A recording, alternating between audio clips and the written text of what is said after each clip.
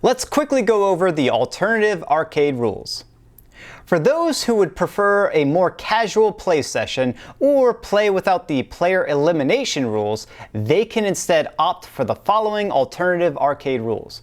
These rules allow for new players to join a game session that is currently running.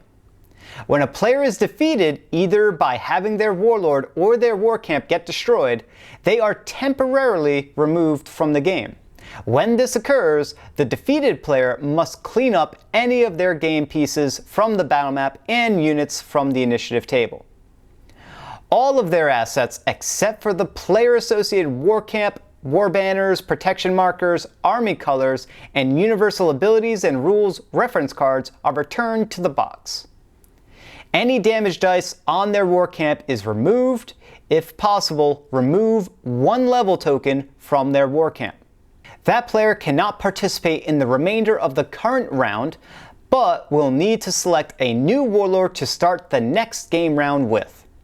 They will also restart with 100 gold. Essentially, a defeated player is resetting their player space and resources as if they were starting a new game. When a player is defeated, their warlord will not be available for selection by any player. When they rejoin the game in the following round, instead, the player must select a different warlord to restart with. Additionally, at the start of the new round, new players can join the current game session. New players will set themselves up as if they were starting from the very beginning of a new game session. When a new player joining a game session causes the player count to increase, this additional player must also grab one new settlement to place onto the battle map. Placement of this new settlement occurs just prior to when that player selects their war camp's starting location.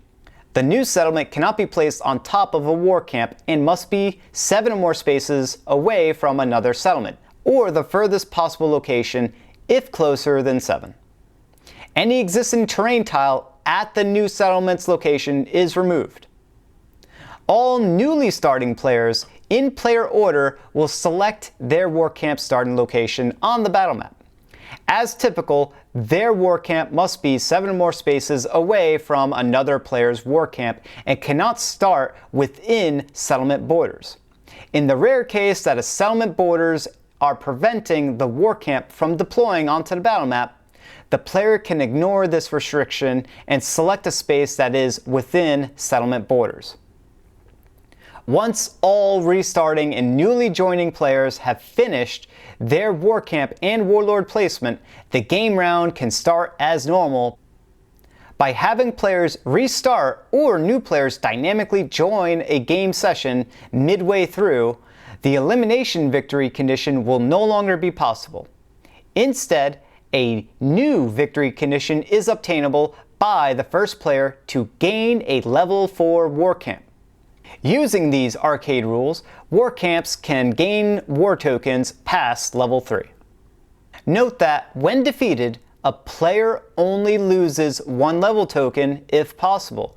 This means that it is possible for a restarting player to have a level 2 war camp. Additionally, any accumulated war tokens are retained.